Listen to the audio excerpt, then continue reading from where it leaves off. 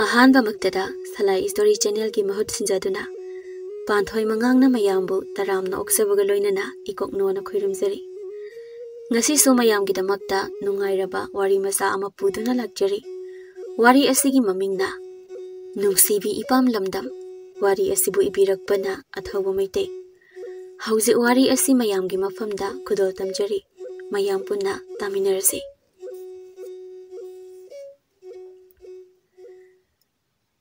Nahakpu Konzel Kakta Libra Nung Paldi Udabra Nong Mata Ukidriba Sakdamni Aina Yegliba Nahaki Sakdam Nangi Konjel Tana Tana Yengli Wakalna Sagatna Nangni Kana Yegliba Nahaki Sakdam Sida Nangi Sumhayai Buba Wahida Ngauri Bi Aina Garigino Nong Mata Unase Habadi Yadriba Iga Nangbu Konzel Kakta Libra Nakandagi Ayingbina Tamina dum iyo sayonbi Nangi Saido Somda Sarna Muni Yingi Kaino Malaikdi Daksu Daktana Mahana like Doctor say Nangwandi Ying Labini Is Mahana like Doctor Bagini Aisu Ishay Ise Sir Ibomza the Sayon Bida Magi Anokto Manaton the High Pitching Taraga Sayonbi Nang Lausida Sir Ivom Sana Sayon Bida could Kalaga Gosin Bani. Sayon Bido, boy the Tamnum Laga, Sir Ibom Sagi Manakta, Tande Mandi Sangi, Colom the Ziglaga, Aduga Ibom Sagi among the lip laga. Sir Nangbo a class, boring am bro, ha. Chu de sir. Subject do, chu bani boring do, sir. Chango. Nafum the Pamuro. Mahay racing su tamin na sayon bida kuru yingli. Aying biga sayon bigan to class loiraga hotel amada asabo chawa changli. Moy ani de sakri de famlaga sayon bido. Mana nga say class de ikiwe isay mayak to lauthore aduga aying bida. Si isay mayak sa nangam te yengo aying bi. Hoy, Aying bina sayon bigi boy do yeng laga. Wahay sing sa yam na phajay sayon. Aying bido mayak to da mutnaga yeng laga. Konjel Aying Bia Mihi Mamang the Pathorkono Mina Mukopi Tokini Kaino Hotel Boy Nana Noido Hotel Boy the Nok Laga Devil the Tokli Hotel Boy Haishin Kaino Nangbo Hotel Boy Natro Haisa Nasa Ipa Pazagay Hero Kumusayadro As Kaino Ngang in the Bo Angang si Masa Pazadro Aduini Pazay Ando nang anghang si Pamira. Hotel boy siya. Chatlahay nang su. Moy anido so momosari sayon bina. Sum iba sana baywanida mayekse. Iba loy baga bora yom tokro daw ni. Hoy yom tokro. Lao jaba loy ram ni chalase. Sayon bido okto da tong na okto driver da. Ay hibaradi ko na pulapigi ko dayoy. Okto driver yu hay na fagi oy na kumlay. Hoida Nang amakak baralo the babu. Hoy, adune dayoy. No magimi amakak Numit kudingi mateng pangbu. Aduso like tambi nupi masa amagi. Ada dayoy na ilo batin bada mi hapta basitong no. Gari tau pamuye. Kay pamu doy no. Maharani haisidi singagdane. Matom da tongdo ba.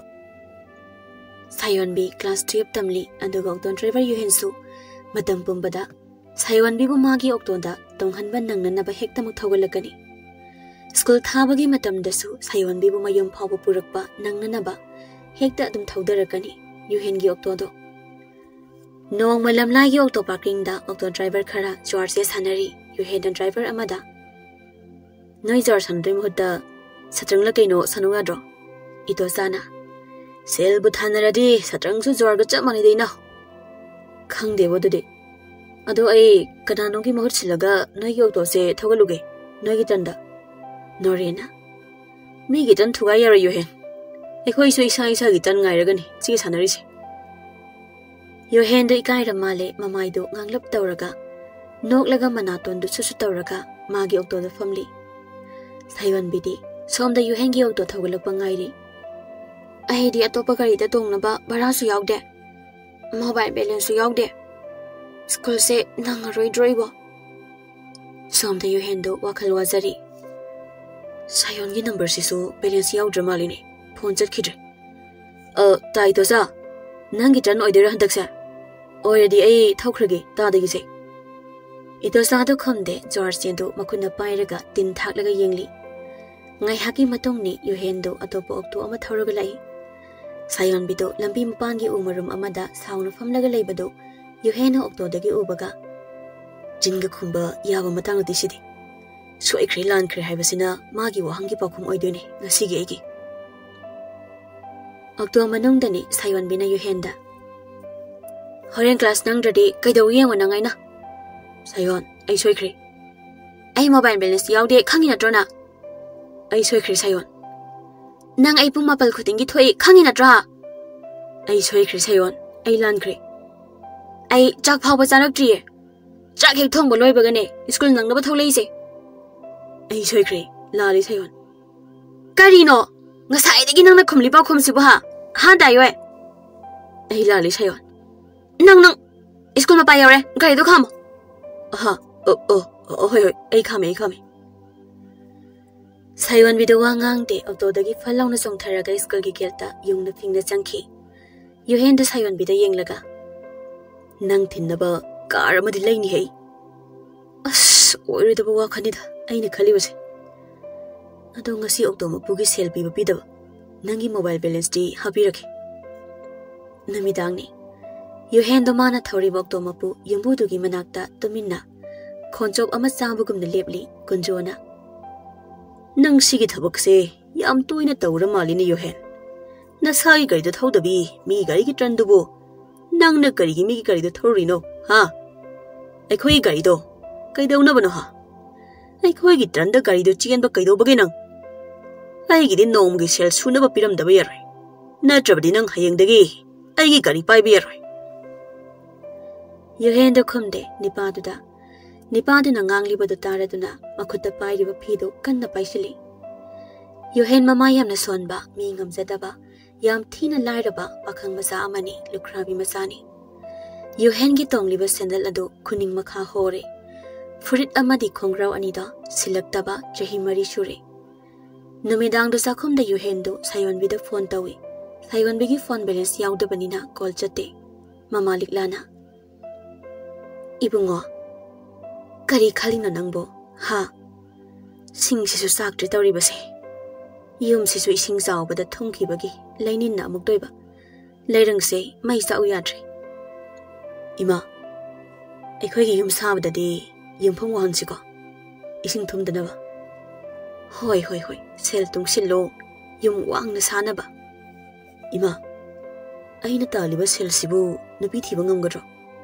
Ibungo Adugumba wakhandudi phamamda phamnaga leiba mina khandobo wakhani asuk hotnaba kanjaba izana karigi aduk wakhal thenba wakhal adubo khandawri bano ha Yuhenda Sayon bida call amuktawi adubo Sayon bigi call di chatbanate matam khara hawkhre Sayon bisu school adum kari school dani aying bido Sayon biga hotel da family aying bina nangbo Yuhenga amuktang di koy bisaludana Ai gari masa sipuraga Ai gari thoba haiti ingbi Adoiraga na madu kauro Ai sumasakto amukta yenge Sayon bido khara khambalap tawna Ado mado okto thawbane lairabane mina thamoi sengba yam henbane awa nungai masak khangbane mina kari khani khaloi khangna wa ngangbane thabak tawbane ina khunba sel pai ba haibasina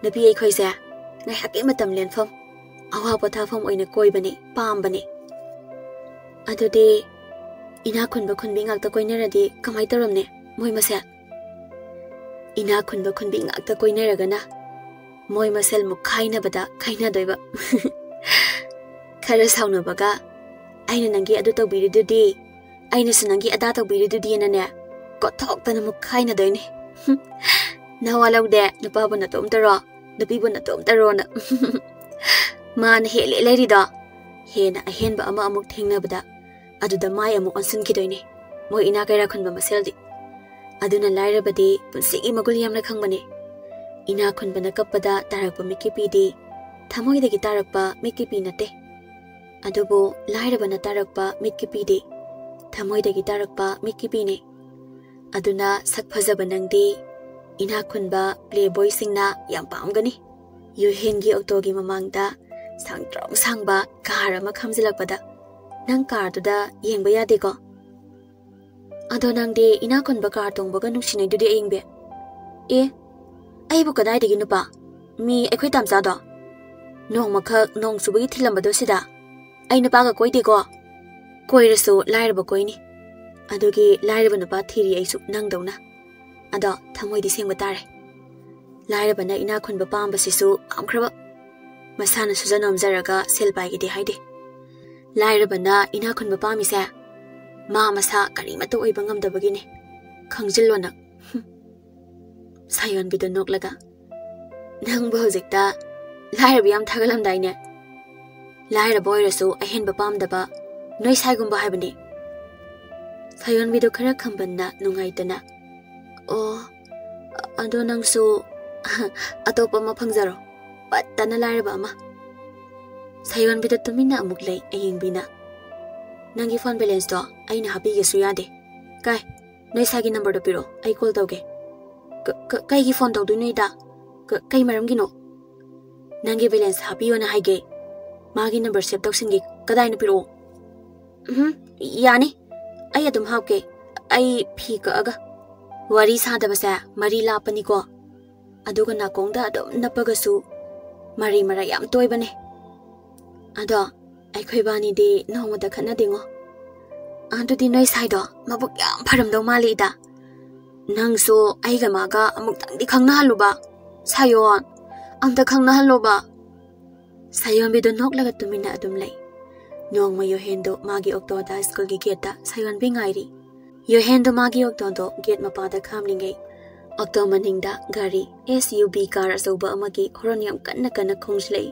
ꯑꯗꯨꯒ ꯂꯥꯎꯔꯛꯏ ꯅꯣꯏ ꯅꯄꯥ ꯇꯧꯔꯤꯔꯣ get ꯃꯄꯥꯗꯨꯗ ꯁꯤ ꯄꯥꯔꯀꯤꯡꯂꯣ ꯌꯣꯍꯦꯟꯗꯣ auto side ꯒ꯭ꯂꯥꯁꯇꯨꯗ ꯍꯥꯏꯐꯦꯠ ꯌꯦꯡꯂꯒ ꯑꯣꯛꯇꯣꯗꯣ ꯈꯔ ꯊꯧꯗꯣꯛꯏ ꯑꯗꯨꯒ ꯈꯥꯝꯂꯒ ꯂꯩ ꯒꯥꯔꯤ ꯑꯆꯧꯕ ꯑꯋꯥꯡꯕ ꯊꯧꯕ ꯅꯤꯄꯥꯗꯣ ꯌꯣꯍꯦꯟꯒꯤ ꯃꯅꯥꯛꯇ ꯆꯪꯂꯛꯂꯒ ꯃꯁꯥꯗꯣ ꯍꯥꯏꯐꯦꯠ ꯄꯥꯛꯊꯔꯒ ꯅꯣꯏ ꯅꯄꯥꯅ ꯒꯦꯠ ꯃꯃꯥꯡꯁꯤꯗ ꯑꯣꯛꯇꯣꯁꯦ ꯈꯥꯝꯃꯣꯅ ꯀꯧꯏꯔꯣ ꯌꯣꯍꯦꯟꯗꯣ ꯈꯨꯝꯗꯦ ꯅꯤꯄꯥꯗꯨꯗ ꯍꯥꯏꯐꯦꯠ ꯌꯦꯡꯂꯝꯂꯒ ꯃꯤ ꯌꯥꯝꯅ ꯉꯝꯖꯗꯕ ꯃꯑꯣꯡꯗ ꯃꯃꯥꯡꯗ ꯌꯦꯡꯂꯒ ꯂꯩ ꯑꯗꯨꯕꯨ ꯌꯣꯍꯦꯟꯗꯣ ꯃꯥꯒꯤ ꯃꯈꯨꯠꯇꯣ ꯑꯣꯛꯇꯣꯒꯤ ꯁ꯭ꯇꯤꯌꯔꯤꯡꯗ ꯆꯦꯠ ꯆꯦꯠ ꯂꯥꯎꯅ ꯀꯟꯅ ꯄꯥꯏꯁꯤꯜꯂꯤ ꯅꯤꯄꯥꯗꯣ ꯌꯣꯍꯦꯟꯗ ꯈꯨꯗꯣꯡꯕꯤꯒ ꯇꯧꯔꯝꯂꯒ ꯁ꯭ꯀꯨꯜꯗ ꯆꯪꯈꯤ ꯌꯣꯍꯦꯟꯗ ꯁꯥꯌꯣꯟꯕꯤꯗꯣ ꯃꯥꯒꯤ ꯑꯣꯛꯇꯣꯗ ꯄꯨꯔꯒ ꯂꯥꯛꯏ ꯁꯥꯌꯣꯟ ꯀꯩ ꯍꯥꯏꯒꯦ ꯗꯥꯌꯣꯏ ꯅꯪꯒꯤ ꯃꯣꯕꯥꯏꯜ ꯕꯦꯂꯦꯟꯁꯇꯣ ꯍꯥꯞꯈꯤꯁꯦ ꯁꯤꯗ ꯁꯥꯌꯣꯟꯕꯤꯗꯣ ꯍꯔꯥꯎꯖꯩ ꯍꯣꯏ ꯅꯪꯒꯤ ꯅꯝꯕꯔ ꯄꯤꯌꯣ ꯍꯥꯏꯔꯤꯕ ꯏꯃꯥꯟꯅꯕꯤ ꯑꯃꯅ ꯀꯩꯒꯤ ꯍꯥꯏꯔꯤꯕ ꯋꯥꯔꯤ ꯁꯥꯒꯦ ꯗꯥꯌꯣꯏ ꯑꯥꯗ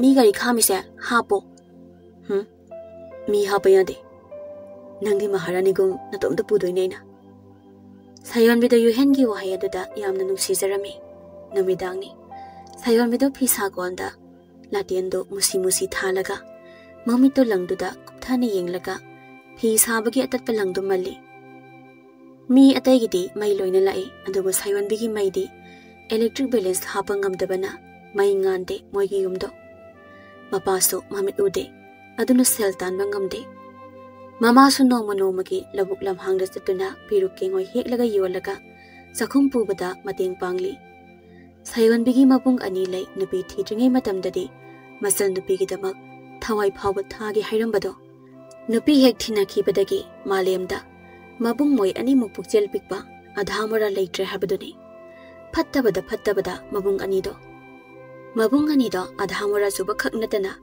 ꯃꯌꯥꯏ ꯀꯥꯕ ꯆꯤꯟꯖꯥꯛꯁꯨ ꯐꯖꯅ ꯁꯤꯖꯤꯟꯅꯩ ꯃꯕꯨꯡ ꯑꯇꯣꯝꯕꯅꯁꯨ ꯆꯥꯕ ꯊꯛꯄ ꯈꯤꯠꯃ ꯍꯦꯜꯂꯤ ꯁꯥꯌꯣꯟꯕꯤꯒꯤ ꯃꯕꯨꯡ ꯑꯇꯣꯝꯕꯗꯨ ꯌꯨ ꯇꯞ ꯇꯥꯕ ꯃꯈꯩ ꯉꯥꯎꯔꯒ ꯆꯪꯂꯛꯏ ꯑꯗꯨꯒ ꯃꯥꯡꯒꯣꯜꯒꯤ ꯆꯨꯔꯤꯗ ꯒꯤꯠ ꯂꯥꯎꯅ ꯐꯝꯂꯒ ꯃꯁꯥꯗꯣ ꯍꯥꯏꯔꯨꯝ ꯑꯩꯗꯤ ꯑꯩꯈꯣꯏ ꯏꯕꯦꯝꯃꯅ ꯃꯌꯨꯝ ꯄꯥꯟꯕ ꯉꯥꯏꯕꯁꯦ ꯑꯣꯟꯊꯣꯛ ꯊꯤꯅ ꯋꯥꯔꯦ ꯏꯃꯨꯡꯗꯒꯤ ꯃꯃꯤꯠ ꯎꯗ꯭ꯔꯕ ꯃꯄꯥ ꯆꯥꯎꯕꯗꯨ ꯊꯣꯡꯖꯤꯜꯗ ꯃꯥꯗꯨꯅ ꯊꯣꯛꯂꯛꯏ ꯀꯅꯥꯅꯣ ꯑꯩꯈꯣꯏ ꯑꯇꯣꯝꯕꯔꯥ ꯑꯣ ꯃꯥꯅꯦ ꯄꯥꯕꯗꯤ ꯃꯤꯠ ꯇꯥꯡꯕꯅꯤꯅ ꯃꯩꯒꯤ ꯏꯂꯦꯛꯇ꯭ꯔꯤꯛꯀꯤ ꯃꯊꯧ ꯊꯣꯏꯅ ꯇꯥꯔꯝꯃꯔꯣꯏꯅꯦ Sayonbido wa ngangde langdo adum samli.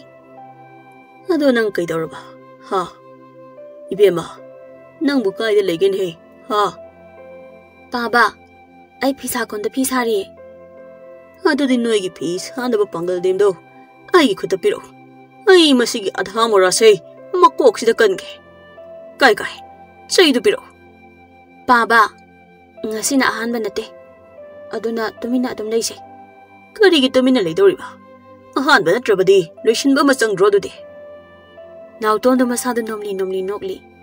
Baba, you pandoi already, pancro. In course, I loger again, Hibanida. Natragana, Nupa late tribo, hi bima.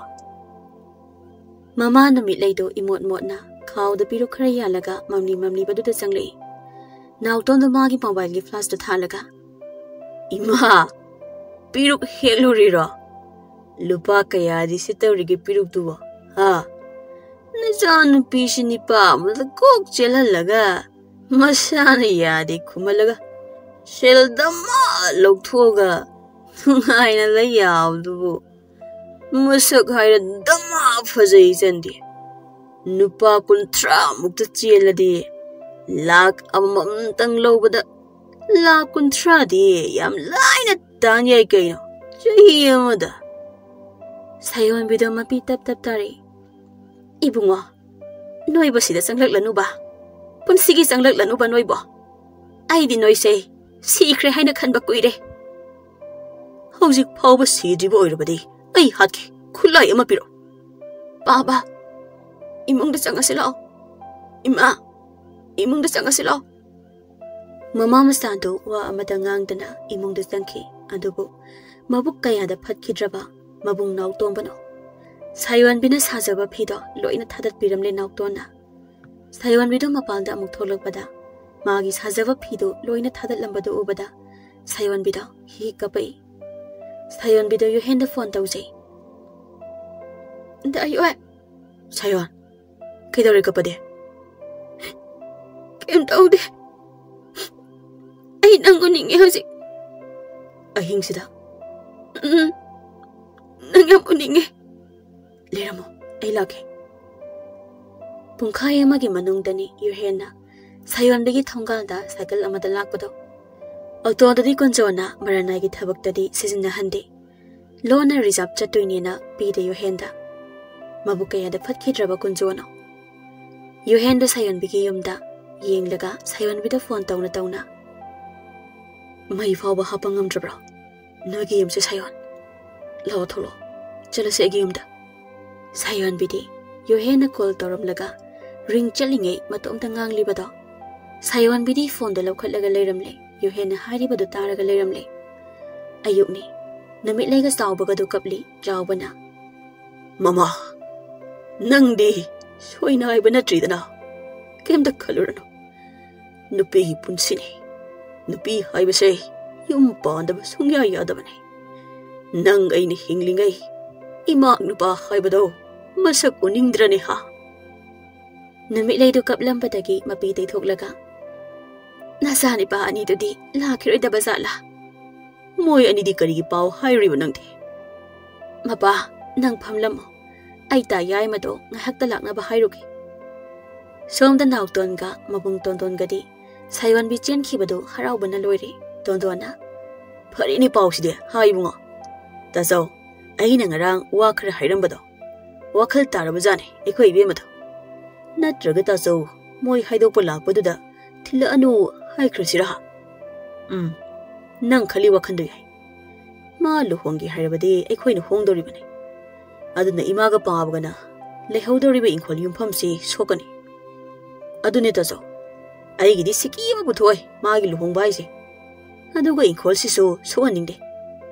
Aduna horen tasaw ibani na nupido tilano haikrase. Taubatabu karadi sauzin kibatare. Moy nupa mayumda. Ichal nupido.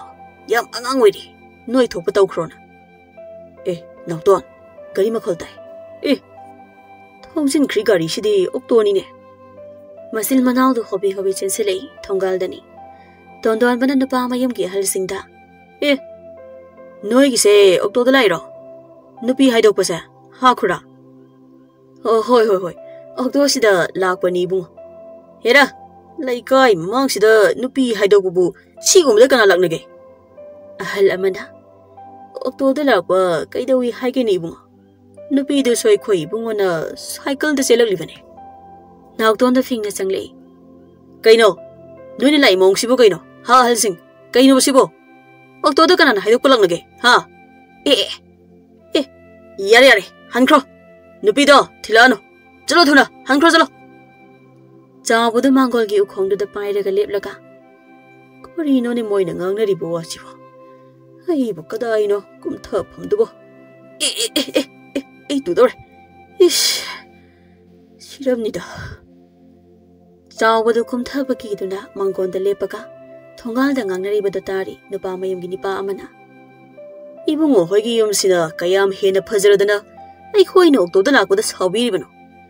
Wana pakhal khallaga leiba yum sina so ai khoina okto da lakda shauduna ga su tawri hera tondona hal asegi nate tu sigi lambi sigi hek wang mugi se ki yum se sana masu taiba get pan ba se masi ai gi yum khanga ba aduga sigi jin kha man bada wana jin kha chapaga uriba yum sina ne ichal nupi gi yum ahal ahumda wakhal tare ahal singsu ngak inaraga okto da ka khanakre okto de sta tawraga mamai leiriga thawkre somda lambi da numit leiga lekai gi ahal yai maga haidok malak bo okto do hanki bada thainei yai mana haidok pula bo oidori natro okto sibu ha ibe man numile tada yum khangdaba oiramba su yai amu hanjarak lasani Hauzik thonggal da yai mana tondon ga naukton ga da.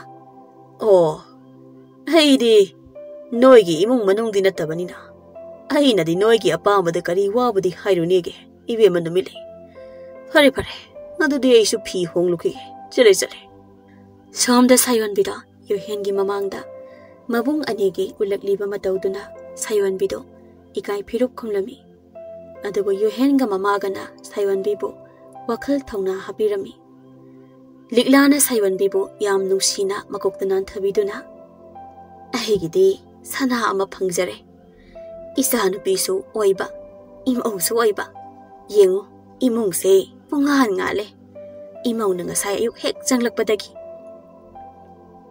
ima ekhoi pabado mamit tangmane aduga imana peruk kengoi tharoi khunbane aduga ina phi sabane Pare aduna hena namaga iga hek punna pot yon minaba haiduni ado ima ai bulu hong bitrabasu yum dadi marang da chaninge ima som da mapal da hal singdona yo henda sayon bigi mabung anina hairakliba khonda singdu amata jithadana makut masado haiduna pautamli ahal amana okto da lakba kaina yam usit thawai da bududi Helicopter ama wairam daw bani bungo. Ushit thawai daba. Ngasai makhayam sauna sanaram liba wari duga. Housing na ahal dugi maong duda yu hendo nokpa khang laga. Helicopter ta fambu. Lehobra ne khaton moy gidubo. Lehowi. Yam chawba inkholam lehowi. Madu da helicopter do taba yani ibo. Adudi khaton. Lokhat pasat pada oina chalase helicopter da. Ya ai kaino ai thauge. Ahandana ngangbada taraga sayon bina liklada. Ima, aigi ingkol sarukne kato na haise. Hoi, karan gi hani masisu. Sayon bisu luhong bidre, sayon bido mapam da susanghan bidre. Tondon ga naukton ga na. Nung tila mamoy anido mamaga mapagay managtalay, tondona. Ima, pabadi mamit udam nina, wata na ningay tudoktre. Mapada numit layda makuto maraga mapi ira chena kai dano mamito tarangda yenglaga famli haida wado karino hairo ai khoi be magi awong awon khara tam khrage khoyanina ado noi gi inkhol si yolase kari maram gi yondori ba noi na sana sagi inkhol pi khraba natro ha unloi aina ne awong on ga mata unloi nautona Ima, noi shiba ngayo hairo do de khoisa. Ibe madi aina sida sukjang jang halarai. He nauktom ba. Noi ani yam thuna zakro. Natrabadi thangli yalakani aina noi anida. Tondon bana nauktonda. Naukton chasilo. Wasi hana pingna hokre. Lau thosi. Naukton na. Nungai ni noi aina. Naukton gi yumdani naukton gi napi sanarina nauktonda. Hanubado mon namaka hato. Aduga hanubido matomta. Aduda kayam kuina leiba ngamba nodo yengsi aikoi. Imari da batan jama da hatke. Ado natomda hatpadi yare ko itay siya halo. Natraga kanamda kanganda bi hatpa ama. Iyare dusu. Aikoi na hanubase hatladi. Aikoi na inkol saruk hena pangpam toy. Haidi aikoi na mi hatlimina. Nang na haiba loy na chume. Mi hatpa haise. Mi nabu. Ay na pa ba hatpa udrabadi. Karibata kininga yoy di. Kay kikidoy na ba? Aikoi gi ipa hachaba ni kaino. Isagi mi hasaba sibu moigi mathawro. Ngano yensu aikoi na loijaradi. Aikoi na tum hatbada kanana kari haige. Aikoi gi ipot, aikoi gi kusi. Khangdra nupi. Nang na haido ngang thorokpase. Achumba ngakta. Law. Tazogi manakta wata na rusi. Somdan na amag tondon pa na magi nupida. Aikoi nautun sidiba. Pura gadhani. Ay na halani siya sawan bayadi kalinga sida. Maana imado sawalaga thamlame. Odo thawa mamak ni pado. Ningon mawaway na dok law na pusila di. Ni pa masada na mihanga kara patta bo iram labadi. Aikoi kari meta haibang ngamdong nati. Tondon ginapi yambi na. Wa kaido bo oiradi maya halurano. Aikoi ani kakna yana ba tawraga loire. Ko na themba oina inkol maset ama piraga loire. Yum sa aikoi na saba aduga leiba na punna leiba. Aduna bo ina matakta lehelisine. Is maana matakta lehelise aina natro. Nang nakari haibang ngamadana moida. Nang na haiba wadune aina mangonda haidana do. Kayang kuina lehen ba lehen daba haibadudi. Ay di khangtre. Nagi kutale. Adune aina haise. Adu khangna zalo. Masagi yum sajana ba hayo. Asongi inkol day. Inkol macet lama pigi. Magi yum sana ba hayo. Mapalda nautondo yam sauna. Oh. Aikoi ta song na ise. Moida lehelise. Nungshi na lehen ba oiram dredana. Aise pura. Saidang laga leram ni boire. Ay ginupidagi. Mi ginupina yam sakti na hen singlera medna. Nauton ginapi sana reyna. Nangam pange. Ay na asomda sumpun kisi haikiban na dro. Ibi magi inkol oirasu. Aikoi ni imaga pabaga. Ibi amaga kol haubada. Ibi ama na mayum pankrasu. Ibani na atum oy hauradaba yum inkoldo. Hoy. Ay na kari thopdana moy biyo pungam dorino. Hausu ta song thaisine. Suba tan bataladi. Mina thaklaga chaba taba. Mina su hairaga ne. Nangna wow khong bataba. Na tomta hingba ngamdaba. Filamgi second hero man banangbu. Na maidu ikai dro hojiktada. Adu dinangdi filamgi second heroine tare. Moi ani da yonggi awanglomgi thongal changlafam yana khada kanna phoidaringai. Nautongi masana piduga, tondonbagi masani paduga. School halakpa mapa hek janaduna. Nautongi masana piduna mamaga mapaga da khudombi thillaga. Tazau imaga babunga punare tazau. Oho khamdo unungo. Akhoi babunga akhoi maga so adum phunei ngo. Law giengono ikai khini changasla asomde. Tazau imana babungse phaklangda namsingkhre ngo. Ay akhoi magi mobile lak tholaga tamina video namge. Law asomde tamina changsi. Matam phana hokre. Sayon bigi mama mapa nasu nupa mayumgi lam leifam khanghauda su taw. Sayon bisu mayumda changhandagum taw. Namit lega sawbagadi wakhalina narabagum. Jani thangni khanglutana leirakpa phana kuire. Nongma namitang amani. Chawbadu mangkolgi ukhongdu mana pairaga tumina leplaga. Ipagi bema. Napadi mit udre. Ichagi khungul lirakpa ngamdre. Nangbu ipagi naksida. Amuk tadi laudana. Nangbu ha usek langmaidong on krbarane. Chawbadu makhuta ukhongda mama duna phamthabaga okto makhol ama tabagum. Okto makhol natra hojikida. Kadaino kumthafamda. Ai thongalda okto khambrienge. Chawbadu phamtharaga mangkoldagi makhongdu hek thangthabaga Chawbagi masada kana kumbi amana tap launa ngaklaga. Baba. Hey. Ibebara. Ha. Hey mama. Nasana pilak lin nang bu mama. Namit lay du senthari. Kadai. Ibe malai hai ba. Hai ibe ma. Ibe. Kadai no mapa. Nasana pilak ibu kadai no. Chawbadu mangol da famna masana bigi wakal khana Ukhongda ngaraga ngahak uirubada mamangda masana bi uba oira male. Chawbadu mikap khangthok thokna. Ha. Ibe malai hai ba. Ha mama. Ibe malai hai ba. Karino. Nasana bi di nang nalai na ibu kong thorok pa natro. Ha. Ay na ko ba. Oh. Mang oiram batay adu di mama. Thenge. Iyumda changla sila ma ba. Changa si hai ba. Oh. Kadai. Nakhutto aigwanda piro. Yare. Ay susim phapuida yungi changpham de. Chom de yo hena sayon bida.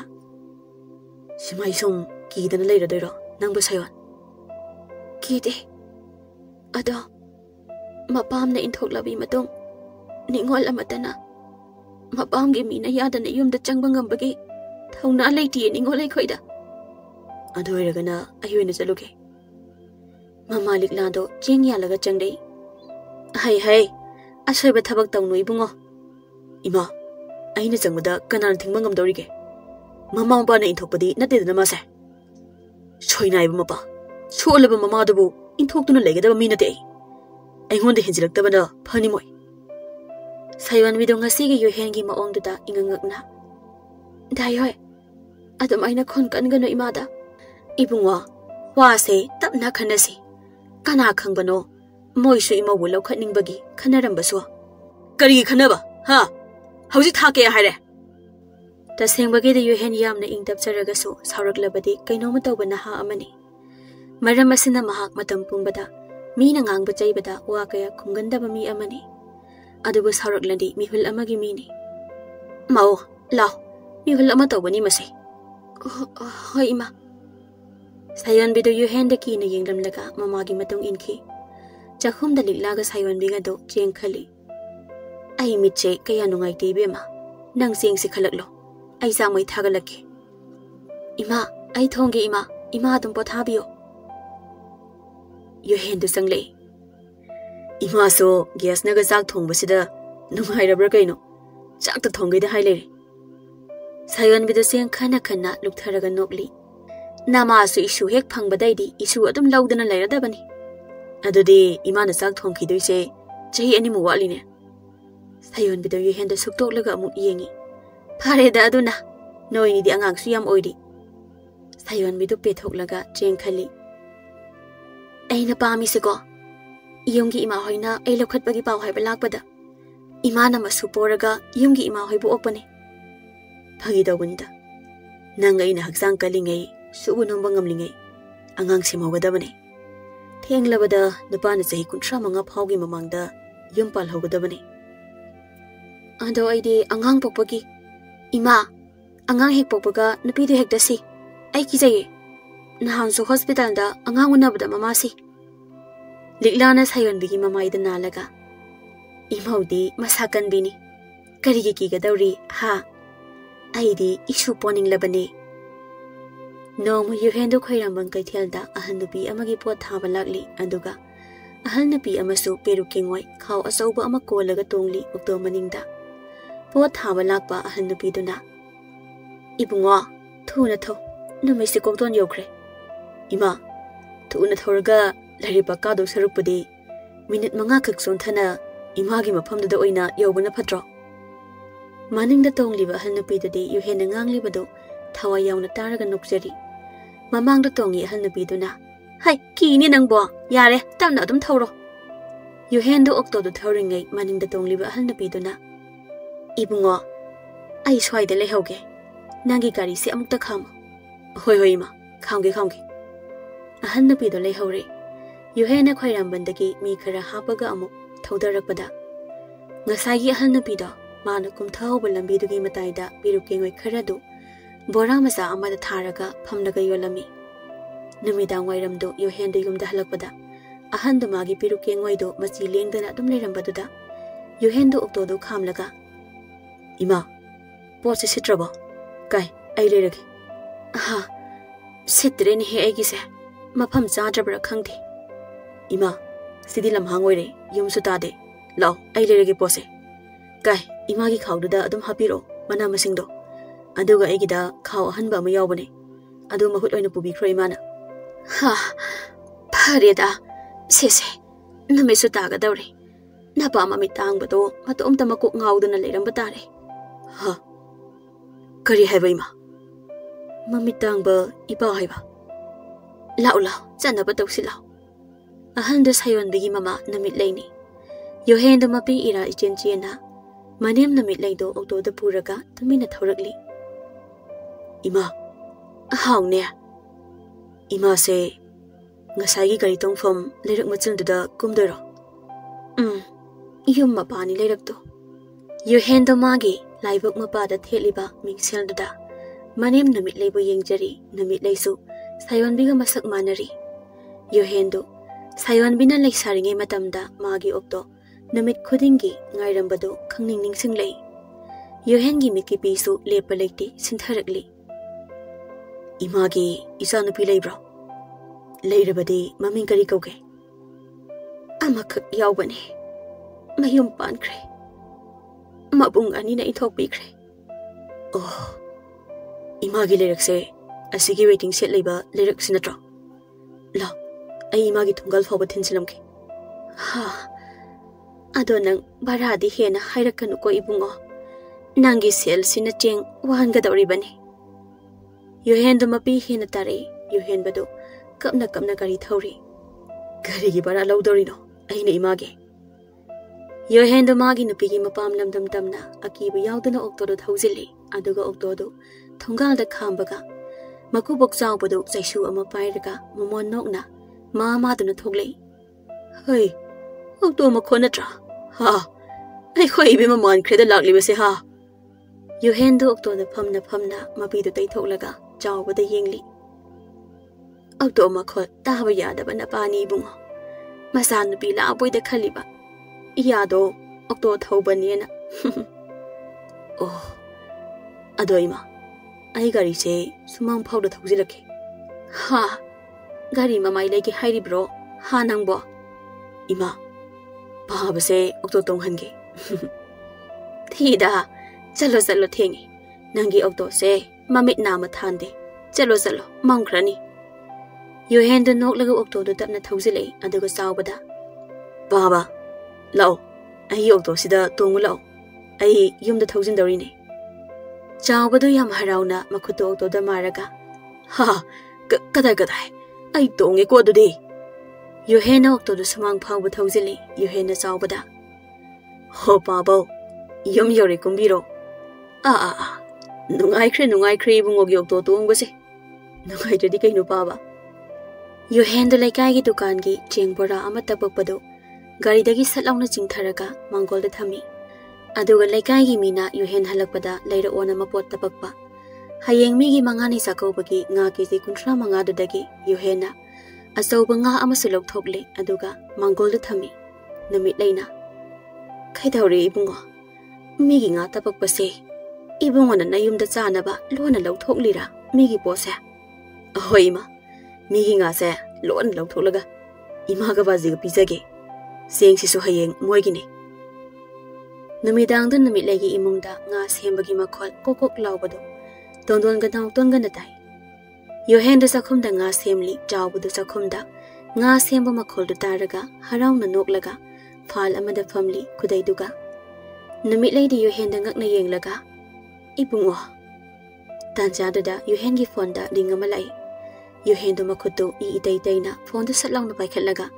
noise speaker thai sayon bina phone da dayoy nang kai de lege halaktri ba halaktri ai no yum da lei namit lai na yam ngakna kana no ibungo sayon bina phone da imara dayoy no imane ima Yohendo magi fondo manem namit lay da piraga Yohendo sasut kapay namit lay da fondo lauraga Ibema imagi sana Manglani aibo ha imagi bema Jawbadan namit lay gi mobile do makuna lamay Jawbadan nok na kaplaga Hey ibema napani ne Baba Nungai iba baba Hana di nungai ramde Ado hojik di yam nungai re Ima Baba Mado Namak ni bane Namit lay do konzel thong na hihi kablagli Jaw basu kapay Makoy pun na kamine Makoy do fondo loudspeaker tharaga Awa nungai hangnari mama masa papa masa Yohen saywan bida Saksaram kinu ko sayon Ima na nga si thonga lagay Aduga yumda isang puraki Kai ay thu na thong lagi se Ima na thong ba Chadaba kuire ima Ngasi di saradaba ne Ima agi bema Nungai re Ima ak nupa yumda la Nungai re da Mama masa mapa masa phonda wari saringai naukton da sumangdagi Ho si kane oktono Ima Yohendo wa sungangang de Nga semlam ba thangpak to pairaga thoki saywan bina mamada Kanam na ima lauri to ba Hai nangi no pa se Nga semlam ba thangpak se pairaga thokre ni bema Ima nang amuk ta khamo ima Ieng bada mon ba man bane phalag yam ta bane ima Jaw bana Aidi thang na mi yan bagi makhol ta khini hei khamo aidi Mapal da Yohendo thangpak to pairaga Ayok to ne kedorge Naukto na Oh nang na kana Adu khanglaga zatko Ai sayon bigini pa Okto thobudane Eh Okto thobumina adu yam ka adi Kar thobo aidi fazana kakpa yari ni ha Ka okay na dade Nang na kakpada nui lekay naga thingbra Yohen ga naukton ga nagang naribado somda namit lay do mobile do pairaga Saywan bido manem likla ga tari Liklana Kamay taw ni sidiya Hai bema Kang di ima Soy dagi okto amata wairaga Amta thuna sa si ima Laulo Noy katon kunzo gine okto am laybani Madi yara oy Laulo Napalibo yay gine Masani pagi okto do yarakani Madi kunzo hoy dane Thousand dabani Mayum da thambani Som da Yohena naukton da phuba hokramali naukton da kaplau lautuna mayama tondon ga magi nupi ga da kanna kauri Tazau ai phure ningon mo wan ai nele ayo ba ai shire oi mas shana ai mi na phure ne Yohena naukton da phajana phuba net patauri Ningon mo agi khupu na house de khanga banatro Na cry si nang hey nabra nang ha nabra Noi di okto siyam hinada badai la okto siyan takhai gi launa Yohena naukton da okto manak tama khutu pairaga soro launa singsili Tondon bada mayum dagi yam sathi khraba nipa amagum Tarzan dongna lauraga sinsili Nayam ba ilai inaukton Nayam ba lai hey lai udu Adubo Yohena naukton da puram liba kupu maong do ubada Thongkan da kanglep lepaga Sidi jangdaban da pani sidi Tondon gi nupi da so Tondol gi matung da gi yam tapna Napa Nang sanglu nuko Ay lukrabi oy batali Ay di atopa da yung pan kini hay sini Ado na boy sung marum sida luli sini Mobile gi torchlight to Matalo namta nupi nung bo Som da naukton da lauraga Ima Ngak samda Thang na namlaga Adumayna thunda chayna kanana gaya Sanari nang buhay na Kongkay kabli jata Drabo ha Sanari domase yambigi matung da kitab na Isya Aisu natung dalay ko Majil kakta oy rame Mana kalise Mana bangam lay da pamisida Akan sada na sanglaga Punna say samin na ba dudi Adoy sarupudi na matong na saba na pay Itay hayeng haidokanu ko ai khanghaudre na khumge samda Yohena Ima chai se tumkhre ama pibiro thuna Sayonbi na mama da phone da Ima chai da thuna piyo makut am ta pel haloba natrabadi ta saudu amuk thiraga phuki batare ba laikai ka mai oiram lani laikai gi mi di ibema phu na lauri da hai baga taubaga thangna ba yum dagi lauksinari mi ani ni nang na phudari sei taw ngamjaradi matu du su phuramo nipa amana amu tu thongan da sa khra su lo le situ masini mastermind di taw nupi amana amuk lauri ho mastermind di mau ani sine nupa ani sina adha mora oiba matu sina battery aduga mawa sina battery hapas hanapot Yohen do now tondo tap makai phuraga thongal lomda amuk yang na chinthoki now tondo sumang da sallaga taraga lehori aduga thongal da tondon baga mau ani ga da ho ima ai la le haiba wa haina kap law raga chenba mi oi ahongi khonjen na laikai sale mayam su phuro na Yohen da I hapchili Yohen su moi ahum da tana na sai sang duna lam duna set law na kali Saywan biga likla ga do oto tong na nupi ani amaga nupa amaga gi khonjel du tana auto da changi aduga tondol ga yambiga sanare ga do auto gi maingal mapa samna lambida ekhoi bu amukta kanbiyo haiba wa haina koilaw lauduna kha lai khangdana chenki numit mangani mukti mau ani duga biba ani ga do lengba yadrabanina mama na masu ani duga tawraga cha ising thong thakbiduna chak bijari Masu nupina namit leida Ibo moi mari se kanana warak lamino hui na sikpanida masu nupana amu aidi mandebo ibo ado makha tabadi hangaroi da ibo aidi hoi horen noi gi ne namaga napaga da na ba khara pharabra hek hango hoi ibo khara koina na khisano tha amagi matongni sayon bido mapamna lokhat pibado Hauzik Yohen do magi auto da thori aduga mama dikla ga Saywan bi kana auto da tongli aduga auto maning dana Saywan bi mama nabi aying bido magi gari masada chakau bagi mafi setuna Saywan bi lokhat palakli Yohena Sayon kay hagida yoy da pam da satpase harau bro